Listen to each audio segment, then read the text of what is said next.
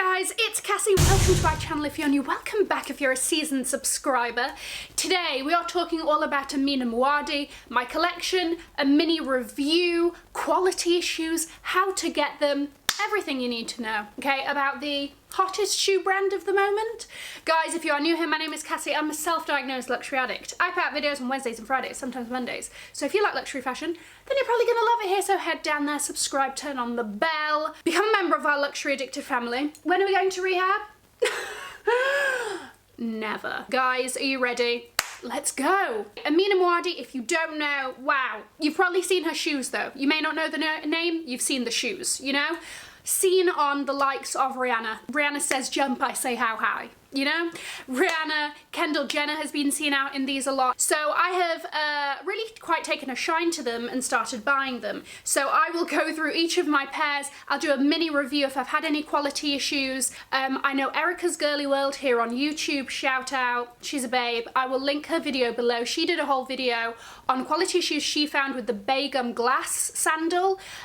So I am going to go through each of mine and let you know if I've had any problems. And then towards the end of the video, I'm going to talk about, if you are interested in getting them, how to get them, because it is becoming very close to an Olympic sport, to be very honest with you. Also, if any of these are available, or if I find any other Amina Muaddi styles available, they will be linked below. Okay, I'm going to start off with the first pair that I ever got, which are these, you know, I would describe this as a safari nude, you know, we don't do beige, sort of a tanned suede, the Begum Slingback. Okay, so the Begum are the designs that kind of have this sort of crystal starburst, you know? All of them pretty much, apart from there are some that are lower, have this same heel height, you know? It's a very reasonable heel height, very easy to walk in, made easier by this sort of, I mean, what do we even call that? Pyramid at the bottom of the shoe. This increases your surface area so you're not weeble wobbling on a little stiletto, ankle rattling around, trying to get to brunch, you know? This is a stable bitch. The Slingbacks, they do descend somewhat throughout the day. However, they never kind of, my ankle never escapes from them. And I don't know if this is a thing with all Slingbacks, because I don't really do Slingbacks apart from these. So I don't really feel too much of a problem. If it's like my entire foot is coming out and it may as well be a mule, that's a different issue. But I'm not at that point with these. Quality issues with these, I don't have any. Everything looks fine and put together. I was initially very worried about these, you know, sort of if they kind of catch on each other, is one thing gonna fall out and then the whole thing's gonna come off. No issues thus far. All the crystals are still intact and they have been worn a number of times. So the Begum Slingbacks, I would highly recommend.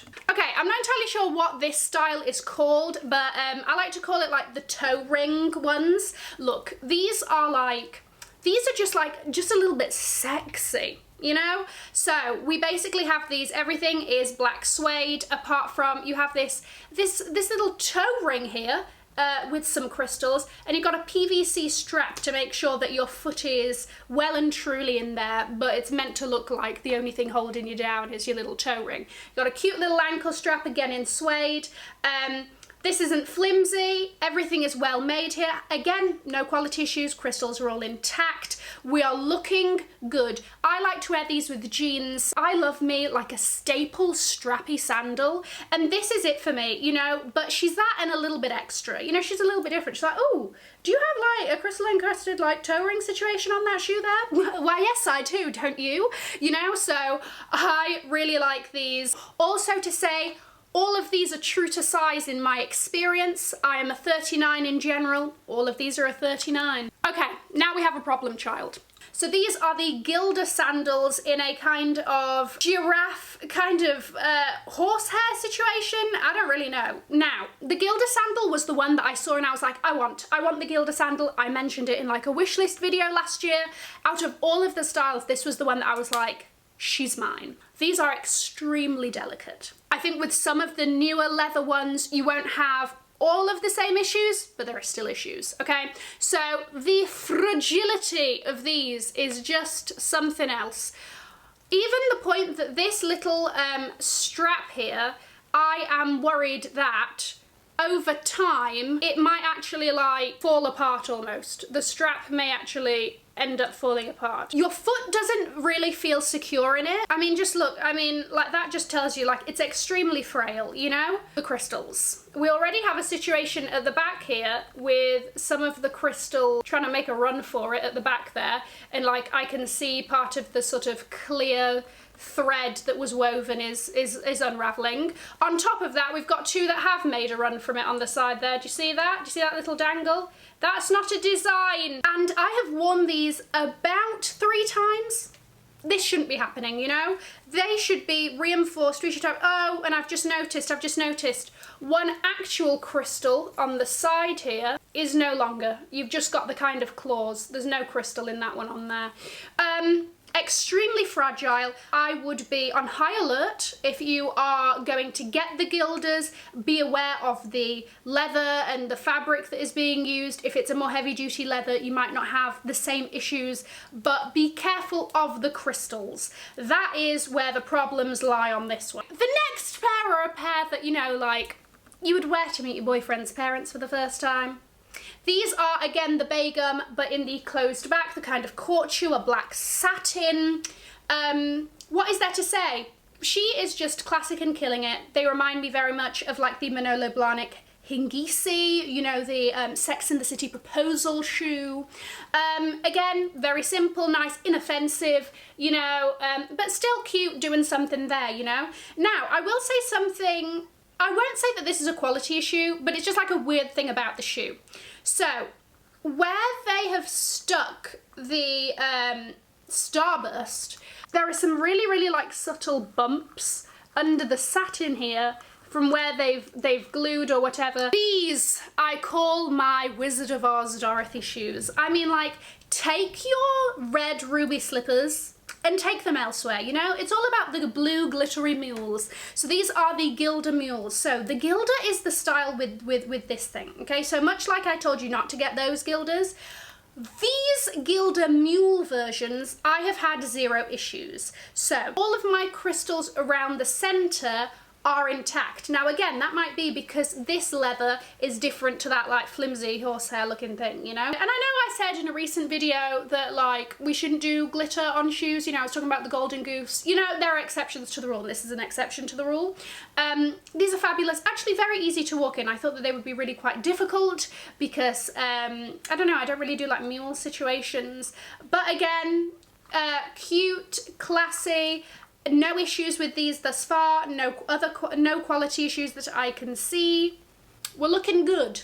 And then we have the pièce de résistance, okay? So this is the Begum Glass. This is the pink version. The clear one is near impossible to find, apparently. The pink ones, I think, also are sold out at the moment. They did do blue ones. Don't know where those have gone either. Now, with these, I anticipated I would have issues with this little fellow at the back. So far, no issues. I thought this would just come right off. No, it seemed to stay in there. The PVC is very malleable. It's not hard at all. I was worried that like, it's gonna like cut into my foot there. No issues. It's very soft, very, you know, flexible and all of that. Now, this is the one that has also reportedly, like, people have been seeing quality issues with. Mine are fine. I haven't seen anything. I haven't seen any overflow of glue or anything like that. I do love that the heel is also clear and you kind of see that stiletto metal rod just going all the way through.